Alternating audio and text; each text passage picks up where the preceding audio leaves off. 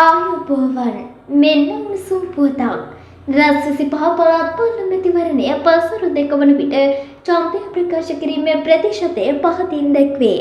Colombo 38%යි, Gampaha 36%යි, Kalutara 45%යි, අනුරාධපුරය 40%යි, Nuwara Eliya 53%යි, දිගමඩුල්ල 48%යි, Polonnaruwa 45%යි, Madakalapuwa 40%යි, Badulla 46%යි, මන්නාරව 54%යි, Ratnapura 50%යි, Kilinochchi 39%යි, Hambantota 42%යි, මන්රාගල 46%යි, Matale 48%යි, Mahanuwara 47%යි, Galle 45%යි, Puttalam 40%යි, Trincomalee 48%යි, Vavuniya 49%යි.